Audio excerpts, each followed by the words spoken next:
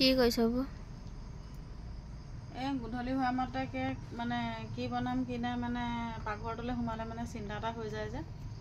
এই লেচেৰা মাহ আজি দুদিনমানেই হ'ল আনি থোৱা। মই ভাবিলোঁ এইখিনিকে হেৰি কৰি পেলাম নেকি, বনাই পেলাওঁ আৰু বেছিদিন থৈ দিলে খাবলৈ মন নাযাব ন।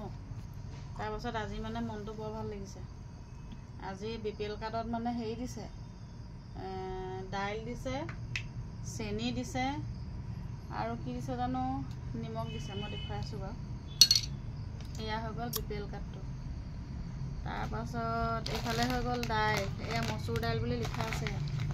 এয়া মচুৰ দাইল বুলি লিখা আছে ধুনীয়াকৈ।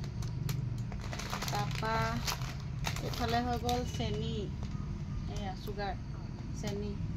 তাৰপিছত আৰু এটা পেকেট দিছে, এইটো হৈ গ'ল নিমখ। এয়া নিমখ। কিন্তু দাইলখিনি আকৌ ধুনীয়া, আকৌ দাইলখিনি খুব ভাল দাইল। কিন্তু এইখিনি আকৌ একেবাৰে ফ্ৰী নহয় আকৌ, এই কিবা এটা মূল্য এটা লৈছে। আৰু এইফালে যিটো মূল্যটো লৈছে সেয়া ৰিচিপো এনেকৈ কাটি দিছে। কেইটকা ল'লে জানো,